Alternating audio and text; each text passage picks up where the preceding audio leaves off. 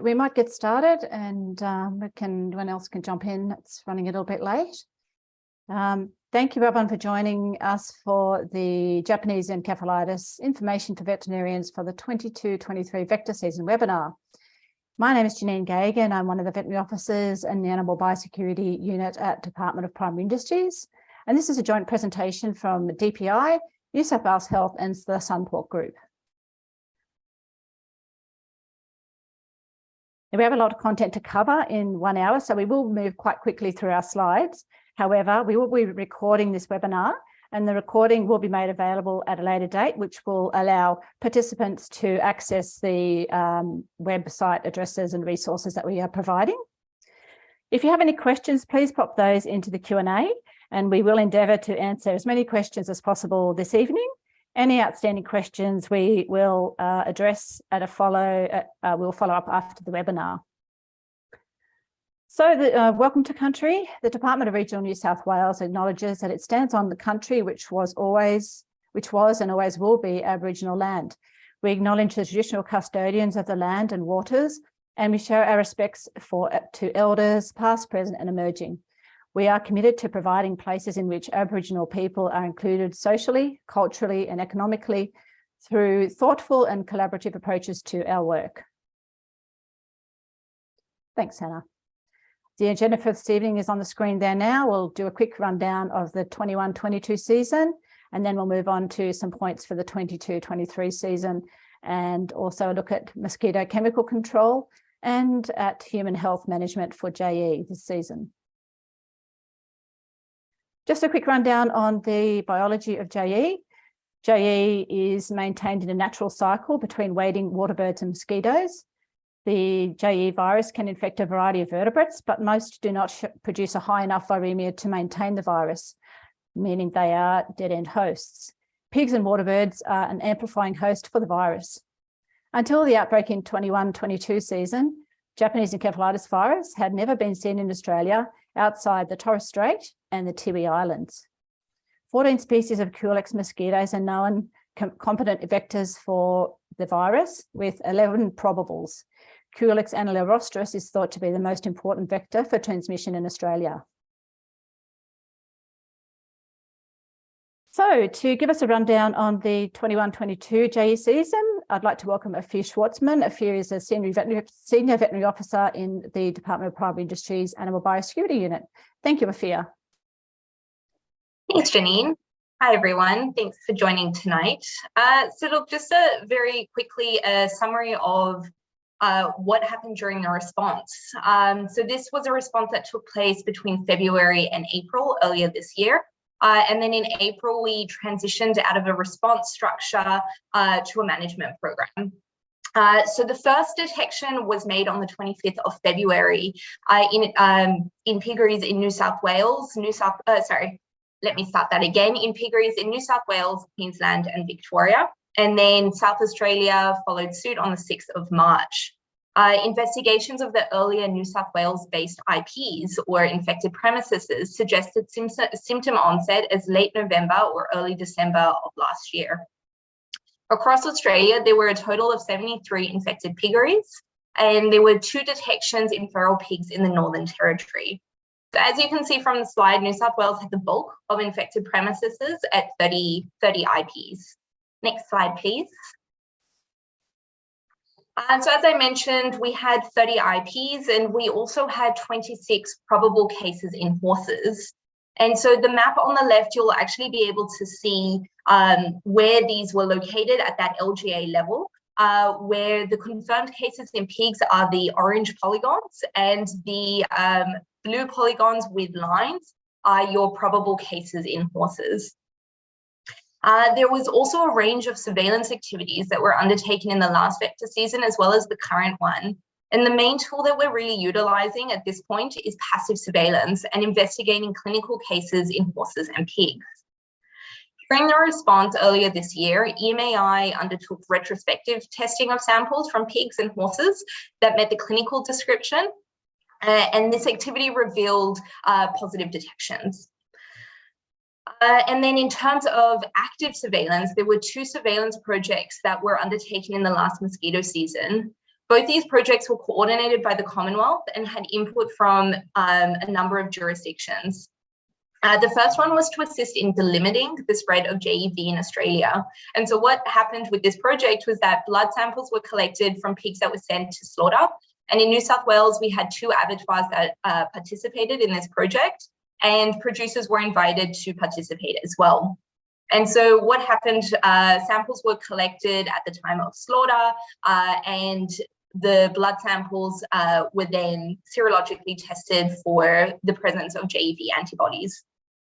And throughout the testing period, which took place between June to early August, we had about 22 producers that participated.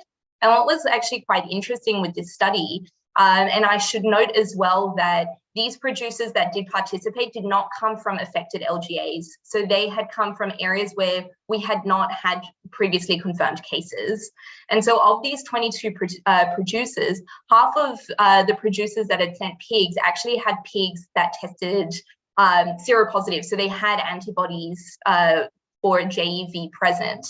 And this number of half the producers meant that at least one of the pigs in their mobs tested positive. And then about 36% of the producers had pigs that had no evidence of antibodies, and then the remainder had results that were inconclusive. So it tested positive for a flavivirus, except it could not be confirmed as being JEV related. And so this is also seen on the map on your left. And so these are the polygons that have grey lines.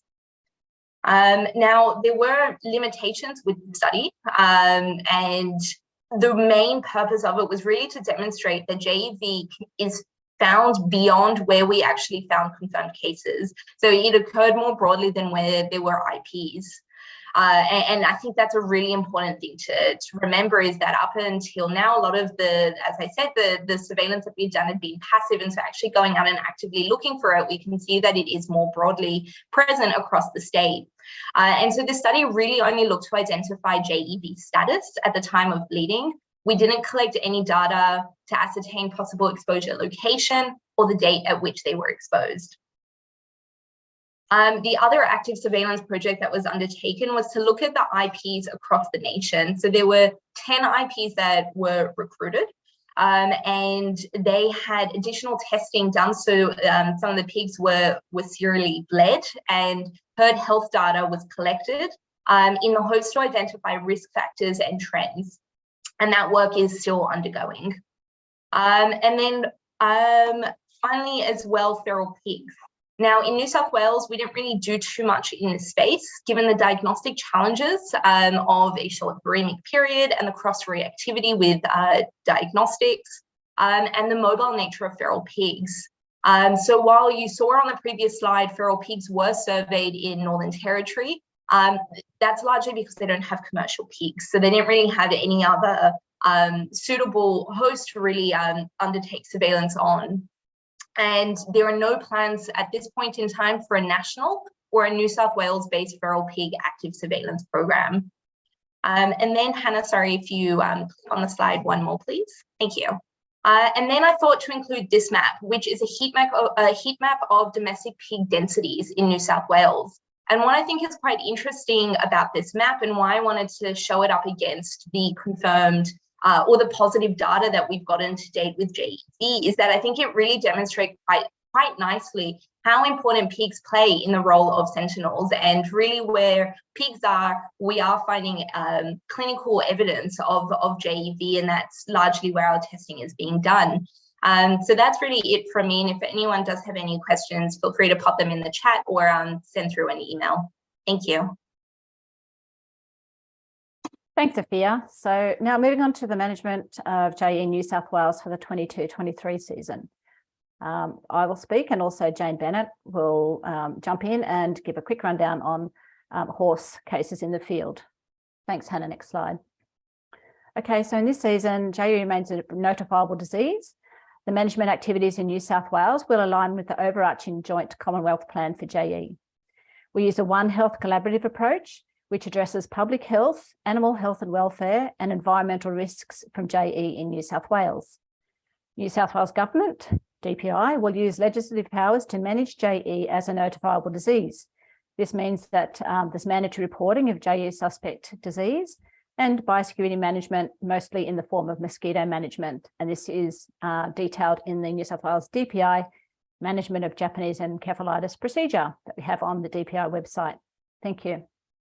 So all cases of disease or death suggestive of JE must be reported to your local land services district veterinarian immediately on the number provided there, or via the 24-hour emergency animal disease hotline. We also aim to identify any high-risk movements of pigs off farms which have had confirmed positive cases of JE in the season. That is, movements other than to a commercial piggery processor or to another piggery. And for example, such movements may be to a show, to a teaching or research institute, or to a backyard or pet setting. And this is to support public health. Otherwise, for this season, there are no property quarantine controls or statuses. There are no restrictions on movements of animals or animal products, and mosquito management is required. However, documented JE management plans, while encouraged, are not mandatorily recorded by local land services. As far as R&D goes this year, there's vaccine projects underway to develop vaccines for pigs and horses in Australia. And the EMAI lab continues to refine the JE testing strategies for this season. Thanks, Jane. Thank you for talking now to the JEV in horses.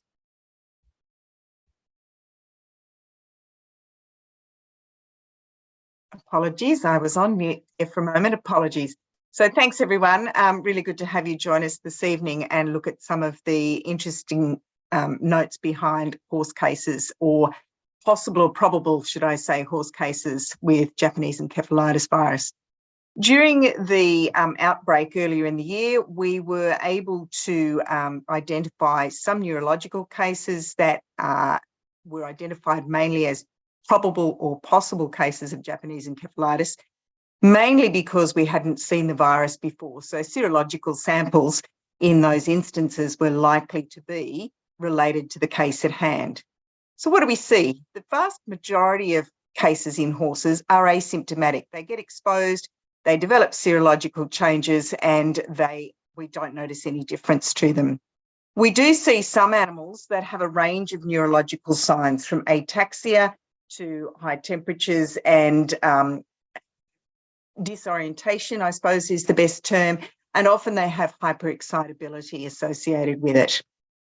It's really important to remember that most of these are quite acutely neurological, and one of the main differential diagnoses in this situation is for a Hendra exclusion. So just bear that in mind if you're doing testing on some of these per acutely neurological horses, that you have to look after your own health and safety from a Hendra exclusion perspective, and make sure you use appropriate PPE and minimise the invasive techniques that you're going to do to acquire samples.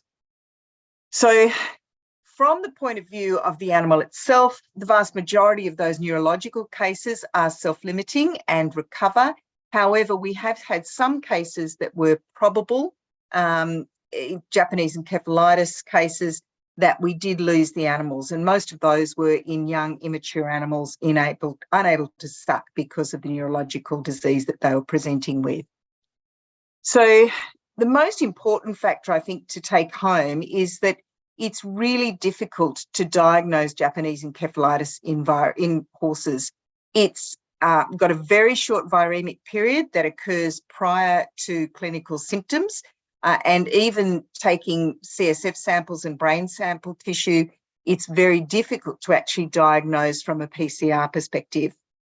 The serological changes are rapid, so antibodies present rapidly and early, and we do try and encourage the taking of convalescent samples in order to try and look for some changes and increasing titers and changes in reactivity between different flaviviruses. What's important to remember, as a dead-end host, their risk to other animals in the area is very low. The important thing is that they are representative of zoonoses travelling through the area. So from the perspective of veterinary management, it's the other flaviviruses, so Murray Valley encephalitis and West Nile virus, all of which cause similar symptoms in horses, all of which are zoonotic potential from mosquitoes spreading them to people that we need to be aware of. In addition to that, Ross River fever is also spread by mosquitoes. So from the perspective of trying to manage these diseases, it comes down to managing the mosquitoes in the environment around the horses. Next slide, please.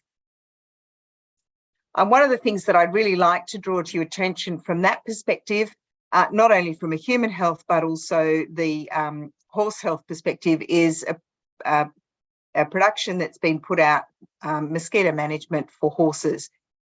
It goes through the process of managing the environmental contamination and the numbers of mosquito larvae and adults within the environment, looking at larviciding, adulticiding, and ongoing monitoring surveillance of mosquitoes within the region from the point of view of protecting the horses, but also protecting the owners in that area.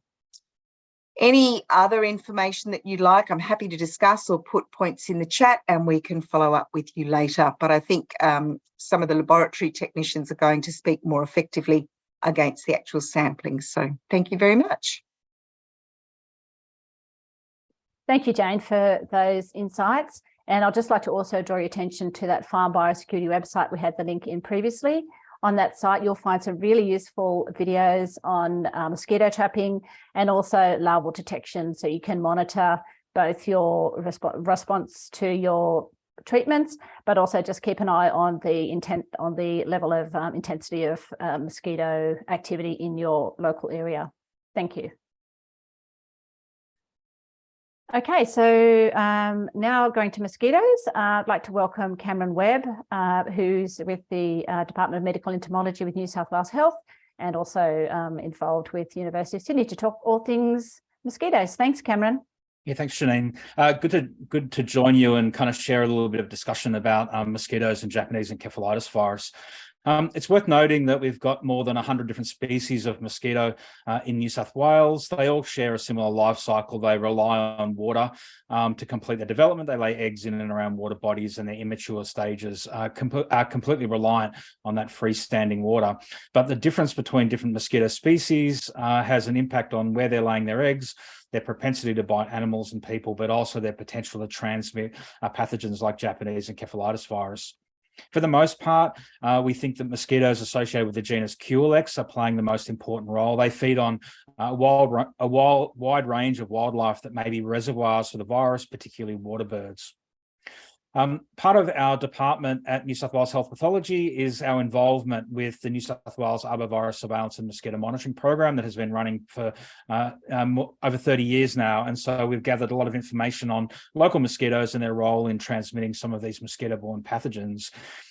In March, after the detection of Japanese encephalitis virus, we expanded our trapping network in New South Wales and included more than 80 different trap nights across the state. At the time, the weather was cooling, mosquito populations were in decline, and we didn't detect any new activity of the virus in mosquitoes during that March to May period. However, retrospective testing confirmed that Japanese encephalitis virus was circulating in mosquito populations, with mosquitoes detected in January from both Forbes and Wagga Wagga testing positive for the virus. In addition, our Sentinel chicken program detected the virus in a sentinel flock in Deniliquin. The populations of mosquitoes at these sites were dominated by Culex annually rostris. That's still considered to be the most important vector species for transmitting the virus, but there are other Culex mosquitoes that may be involved as well. Next slide, please. So these Culex mosquitoes, we know a lot about them, not only because of the work that's been done on these mosquitoes and the transmission of flaviviruses elsewhere in Australia, but also some of the extensive work that was done in response to Japanese encephalitis discovery in Northern Australia and the Torres Strait back in the 90s and early 2000s. Those studies demonstrated that the main vector Culex annually rostris was playing the most important role. It lays its eggs in freshwater environments, but incredibly diverse habitats, from semi-ephemeral areas into bioretention ponds and wetlands and flooded areas. So anywhere where there's water and fresh water, they'll be found there. There are some other mosquitoes in New South Wales we're concerned about as well. Culex quinquefasciatus and Culex molestus. They may also be playing a role in transmission. They like laying their eggs in urban environments or highly organic rich water habitats. So typically things like wastewater retreatment bioretention basins, old septic tanks and things like that. Areas that you can imagine are around some of these agricultural settings where key animals might be present. In the literature, you might see comments about two mosquito species, Culex gelidus and Culex tritania. These are important vector species, but they're not found in any extensive numbers here in New South Wales. There are also other mosquitoes, and we really have to fill our gaps in our understanding of what role they may play into the future. Next slide, please. But mosquitoes respond to water, and there's been plenty of water across the environment in New South Wales. We're into our third summer dominated by La Nina, with exceptional rainfall and flooding that provides ideal conditions, not only for the water birds that may be reservoirs for the virus, but particularly mosquitoes.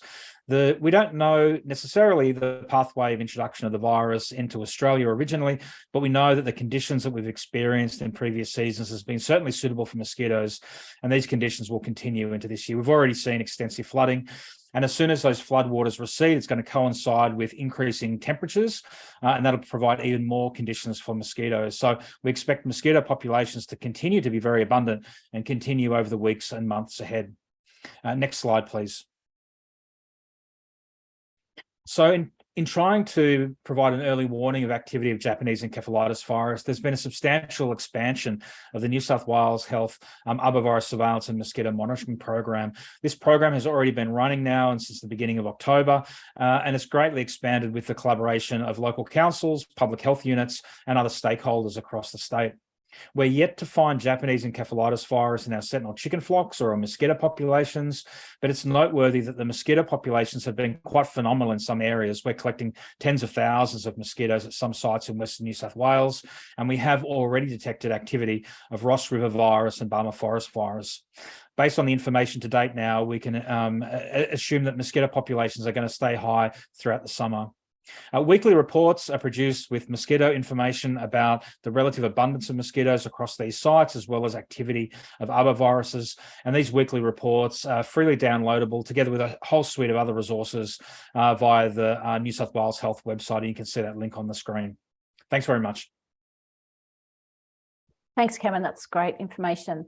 Okay, so now we'll move to the section on laboratory sampling, submissions and diagnostics. And to provide that information, I'd like to thank Dr. Anne Jordan and Dr. Peter Kirkland for joining us from the EMA iLab to talk all things testing and diagnostics. And we'll start with Anne. Thanks, Anne. Thanks, Janine. So I'm going to talk a bit about sample collection for JE exclusion, starting with pigs. So the samples you collect obviously depends on the signalment of the animals affected, with the most common presentation being abortions and stillbirths. So clinical presentation can include mummified or malformed fetuses, limb abnormalities such as arthrogryposis, also weak tremoring or paddling piglets at term. So it is best to do a full post-mortem and collect a full range of fresh and fixed tissues. And this gives us the best chance of finding an alternate diagnosis. And the samples listed here are the preferred samples for JE exclusion. So this includes fresh and fixed samples, so brain, spleen, liver, thoracic fluid or pericardial fluid, CSF if available, and then fixed brain, spleen, liver, kidney and lung. So obviously your fresh tissues go into sterile containers. Each tissue really needs to go into a separate container. It's important to label each container with tissue type. So this is important to prevent cross-contamination and facilitate processing of samples in the lab. It's also important to make it clear if piglets come from the same or different litters. And it's good to include other identifying information such as the farm, shed or animal number, if you have that information. On the other hand, fixed tissues can go in the same container. Cross-contamination is not a consideration with fixed samples, and we process tissues together for histopathology. The important thing to note with fixed samples is that the formalin to tissue ratio needs to be 1 to 10. So we can receive whole piglets for postmortem at EMAI, and we are happy to do that. There are a couple of things to note in that case. The delay in sample collection can affect the quality of the sample, so you might get more bacterial overgrowth or tissue autolysis. If we do the PM on site, it can also delay the turnaround time just due to the time it takes for us to do the postmortem, and we might miss the daily PCR run, depending on what time the piglets arrive and the number of postmortems we have on for that day. So there is a limit to the lab capacity, and we can be stretched if we receive a large number of postmortems on a given day. So obviously, if you are doing postmortems in the field, the use of PPE is a major consideration, particularly splash protection. So you should be using adequate PPE if you are doing postmortems with these cases. So you might also consider sending bloods either from dams of affected or unaffected litters, piglets up to 6 months that have been infected after birth, so they can have neurological signs such as hind limb paralysis. Boars can also develop orchitis, so that can present as testicular swelling and edema, as well as sperm abnormalities such as with like motility or morphology or azoospermia. So in these cases, fresh semen can be submitted for PCR. Thanks, Anna. So sampling for horses is a little bit more straightforward. So as Jane spoke about, ataxia or incoordination is the most common indication for JE testing in horses, and they can present with other neurological signs as well. So submission of clotted blood is indicated for these horses, and Peter's going to talk a bit more about serology testing in horses. Thanks, Hannah. So sending samples to EMAI. So as mentioned, labelling of samples is really important. Samples should be chilled at 4 degrees, and this is usually done with the addition of ice bricks. Triple packaging is important, and there is a video on our website showing you how to do this.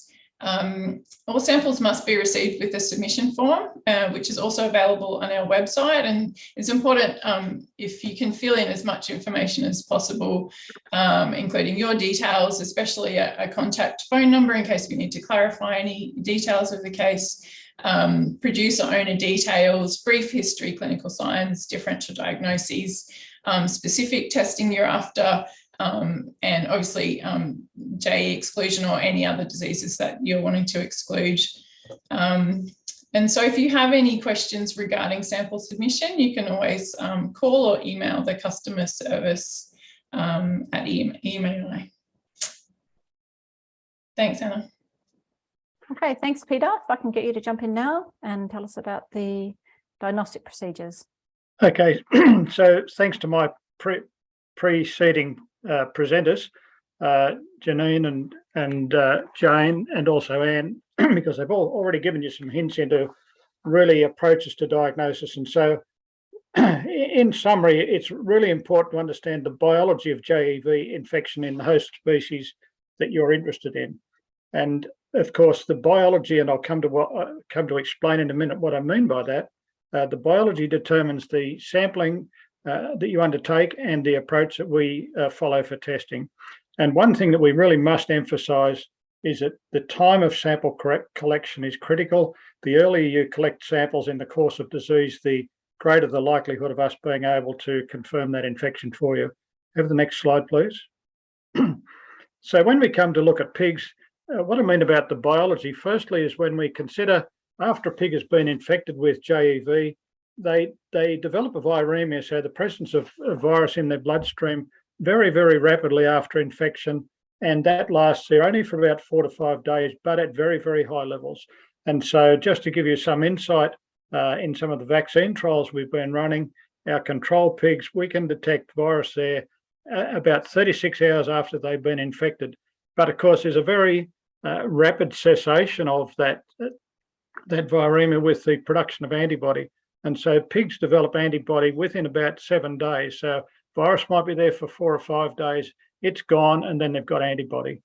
One important feature that's certainly been used in feral pig surveillance is that the virus can actually persist in tonsils for at least 4 weeks. Now, this was something that it hasn't been emphasised greatly. It is an important issue that needs to be considered when you're handling piglets, because they can certainly have live virus in them for some period of time. And of course, the virus is also present in a range of fetal tissues and fluids in pigs. And when we come to boars with semen abnormalities or orchitis, we can detect virus in their testes quite regularly. Next one, please. And so when we come to horses, obviously the ideal sample for a horse with neurological disease is actually brain stem or cervical spinal cord and CSF. But as Jane has already mentioned, that does come with some hazards, and so we have to certainly exclude hendrovirus, and that's something that we're running frequently on samples that come in at EMAI. Unlike pigs, horses actually have a very low Titer viremia that's not readily detectable. So it's actually a waste of time us attempting to detect virus by incredibly sensitive methods like PCR, simply because the virus is already gone and it's there at a low level. So as I mentioned, just like pigs, horses also rapidly seroconvert. And as we saw in the West Nile outbreak back in 2011, virtually all of the animals that are showing clinical signs already have a strong serological response. So we can't find virus, we're only looking for antibody. Next, please. So what tests have we got available? Technology has caught up with not just JE, but a lot of what we do in virology. And so for actual pathogen or virus detection, real-time PCR is our main approach. It's much higher sensitivity than virus isolation or virus culture.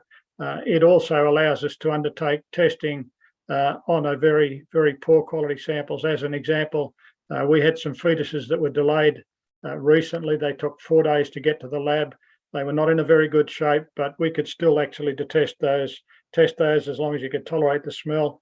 We could pick those up by PCR.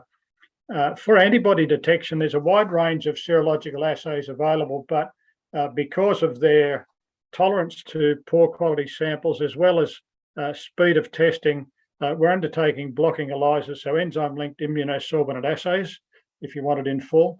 And we use those to screen for antibodies to the whole JE-related complex, so Japanese encephalitis virus, Murray Valley encephalitis, and West Nile. And so when you send in samples for JEV, if you ask for JEV or you ask for West Nile, we've had few requests for MVE because of the complexity of interpretation of the results. We're routinely running assays now for those 3 viruses. And as I mentioned, there's extensive cross-reactivity between these closely related viruses, and that certainly complicates test interpretation. Obviously, if we have serology, have serum samples available, a negative result for JE, MVE, West Nile is very definitive and completely exclude those pathogens in the complex. But when we get positive results, it's much more complex. And certainly the earlier the samples are collected, the less likely there is cross-reactivity as well. Next, please. So just to finish up, what constitutes a diagnosis in horses? What do we do? Obviously, the clinical presentation must meet a case definition. It's not a horse that's run slowly. It's a horse with severe CNS signs, so ataxia alone, or 2 or more other clinical signs. For a confirmed case, as Jane has already mentioned, we haven't had any confirmed cases in New South Wales to date, simply because confirmed cases require the detection of the virus in brain or CSF, or in fact elevated IgM levels in serum. There've been a number of probable or possible cases, and those are ones in which we have actually excluded the likelihood of infection with MVE and West Nile, and they still have strong reactivity to JE. And last one, please. So when we come to pigs, it's a little bit easier because we're really looking in almost all cases with pigs, fetal abnormalities or orchitis in boars. Again, negative serology is important because it quickly excludes JE as a cause. Past positive serology, of course, doesn't indicate anything other than previous exposure. And so when we come back to the fetal tissues and other samples, we can actually detect virus in fetal brain, a range of body tissues and fluids, or in the case of boars in semen, there's a virus present at quite a high titer. So again, it makes confirmation in those cases much easier. Thank you. We'll pass on to the next presenter. Thanks, Peter and Anne. Now, for a look at the possible chemicals that can be used in other integrated pest management, I'd like to welcome Carl Adamson from DPI to talk about those options for managing the mosquitoes. Thanks, Janine. So when JEV was detected, the National Vector Management Group, sorry, I've just got a warning sign. Am I still on? I can hear you, Carl. Yep, okay, sorry. Start my video. Okay. So where was I? Yeah, so the National Vector Control Management Group sought from the APVMA and got access to a number of different chemical control strategies targeting mosquitoes both in the larval and adult stages. So that started with water, and we gained access to a number of larvicides for a number of different water situations, ranging from environmental waters through to potable human and livestock water systems for that.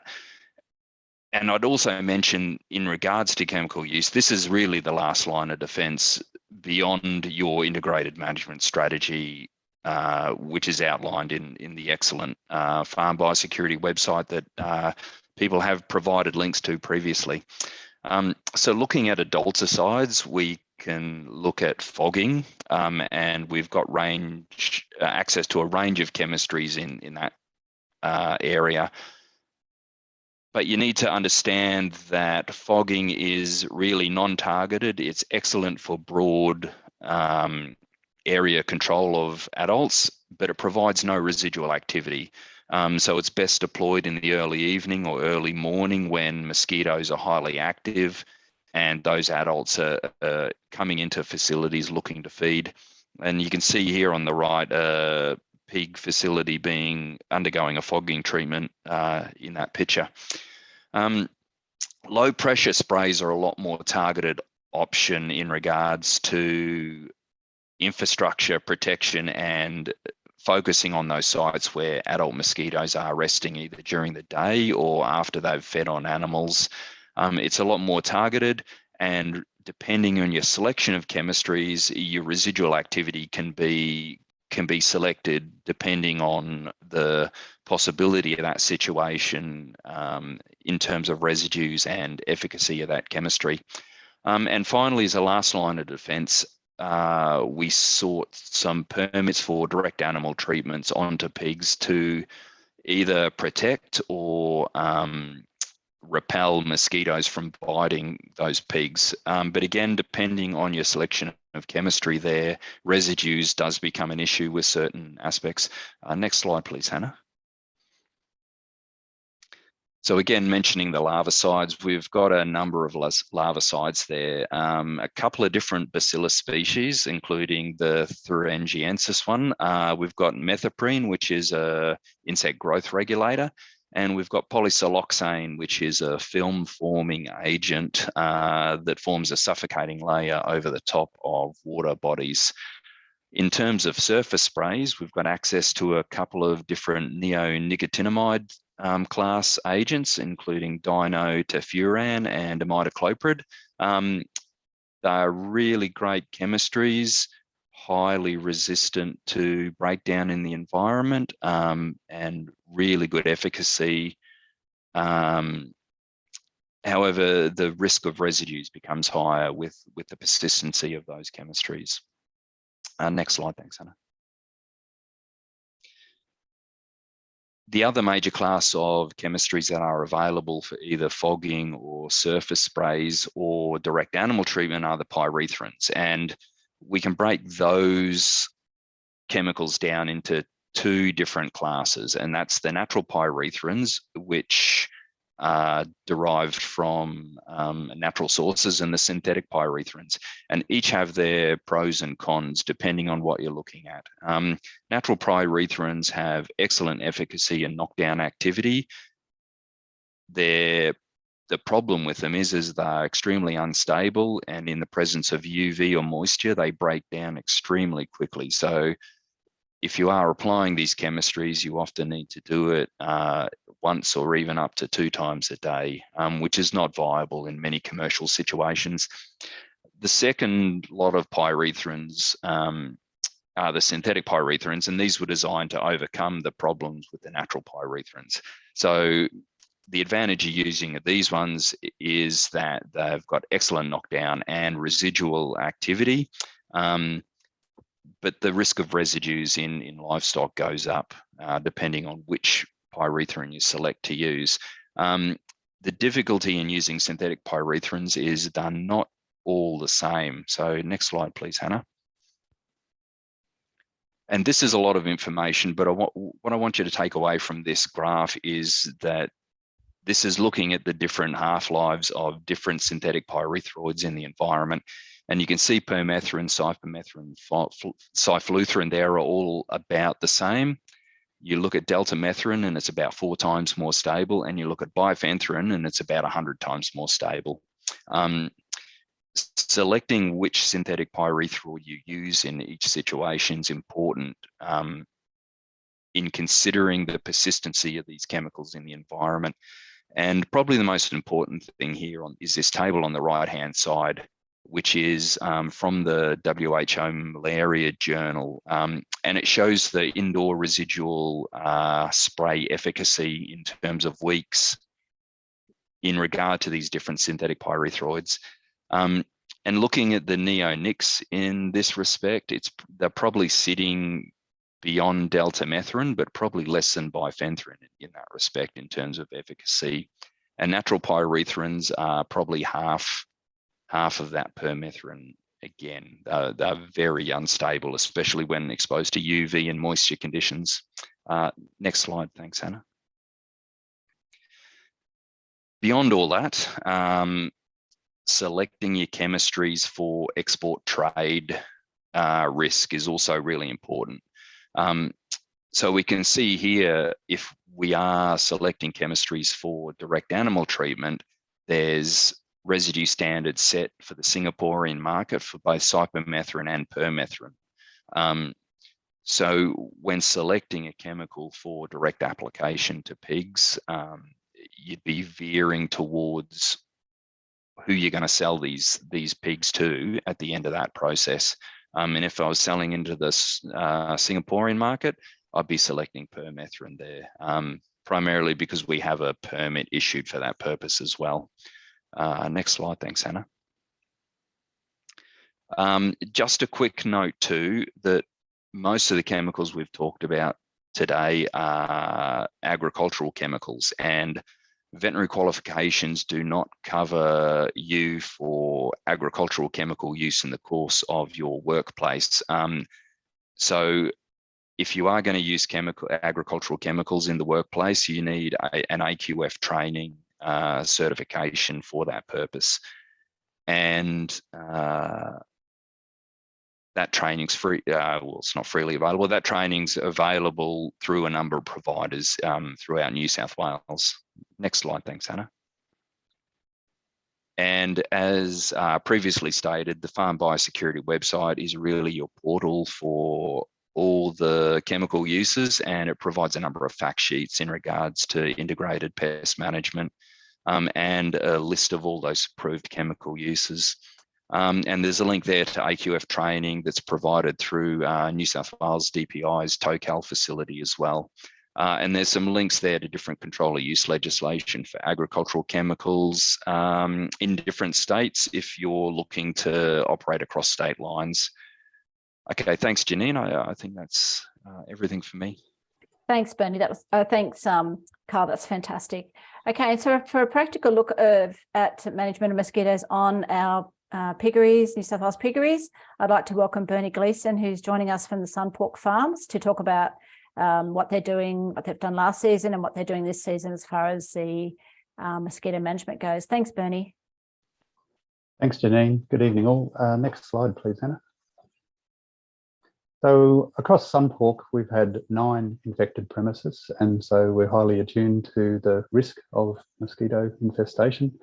And our control strategies this year have been very much guided by the experts and by the recently published information on guidelines on control. So we're basing it around trapping of mosquitoes for surveillance of numbers of adults, larvicide or larval control around the piggeries, and also the use of barrier treatments and some repellent use. Next slide, please. This one, larvicide larval control, this is quite handy, we find. So ProLink, that's the methoprene product, or one of the methoprene products, comes in this pelleted form. It's very useful for putting onto standing water around the farms, and 2 to 3 pellets per square metre of water surface area is all that's necessary. Easy to put out, long activity, up to 30 days. And so quite a large area around farms can be treated fairly easily. Next slide, please, Hannah. And of course, to do that, it's you have to know where the water is. So be familiar with the farms, and on our left there, that's one of our farms, and drain area outside the farm. So that's 50 metres from the farm itself. And that was full of mosquitoes. This is those mosquito larvae. That's the photos in the middle there. And that was several hundred metres long, but only took a matter of minutes to control with the treat with the methoprene product. Also, of course, within the piggery boundaries or within between sheds, that's a good place for water to lie, and is relatively easy to treat.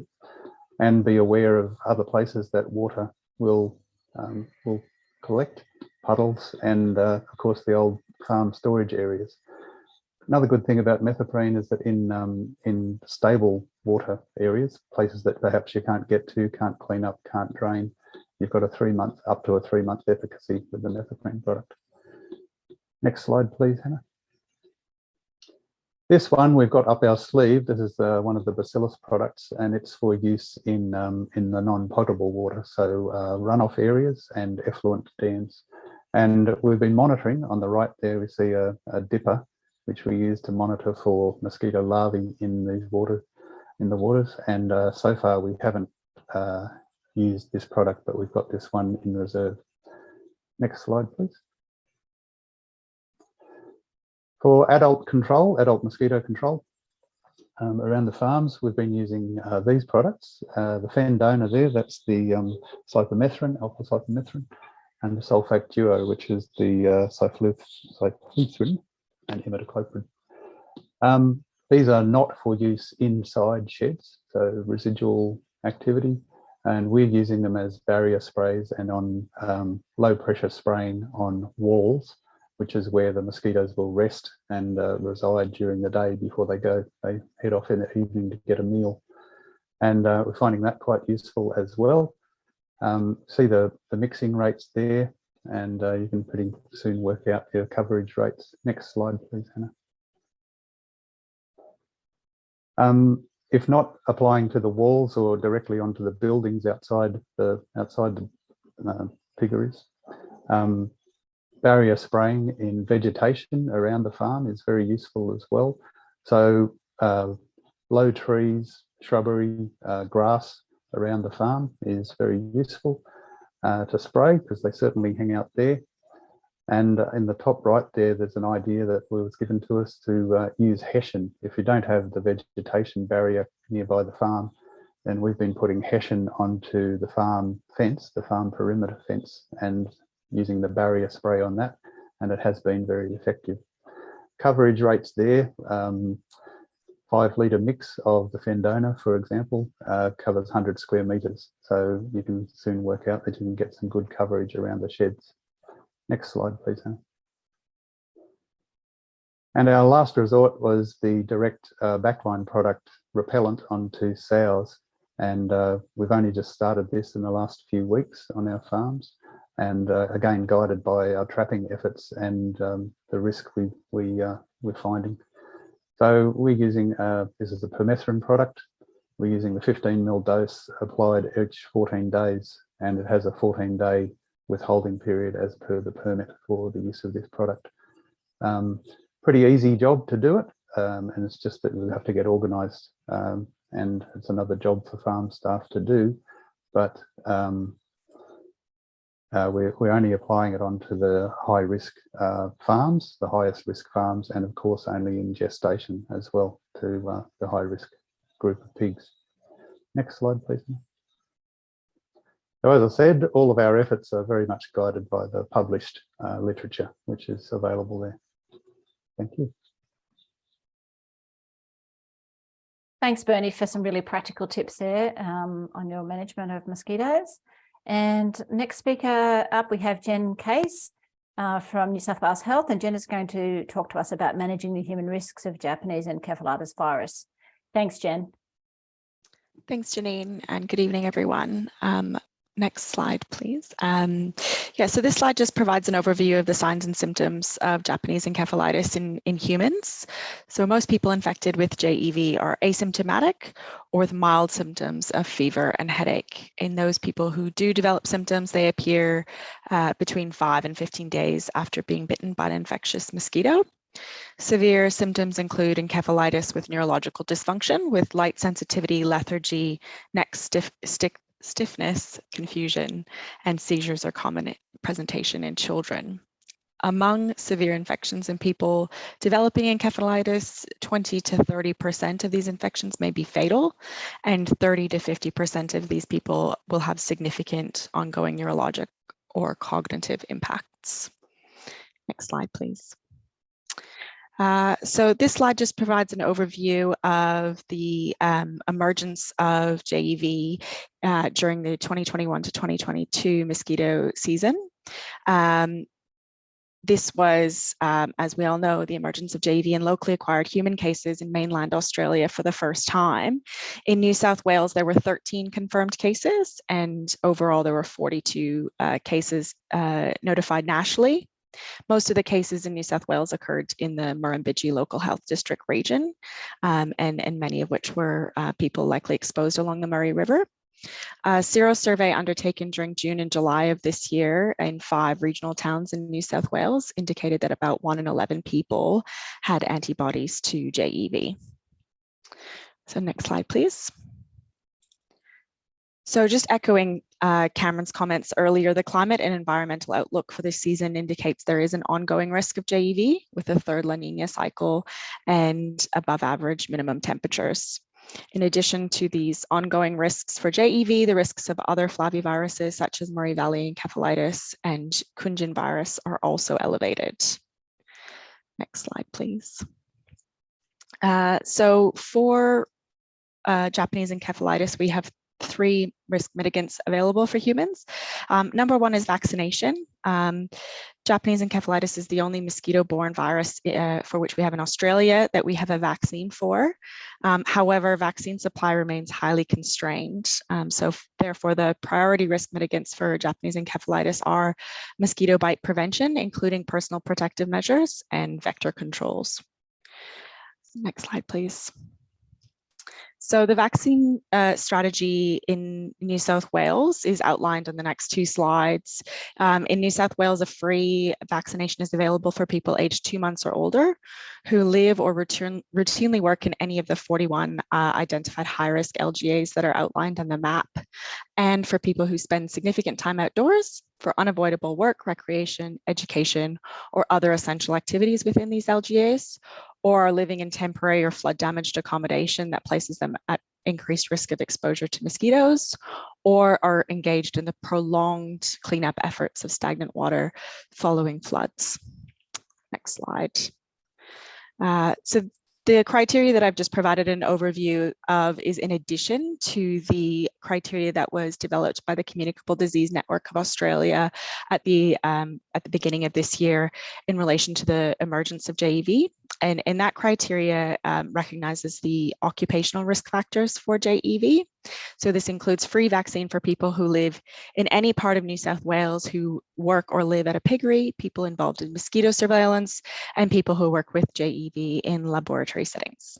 The supply of JEV, as I said, JE vaccine, sorry, as I said earlier, is severely constrained globally.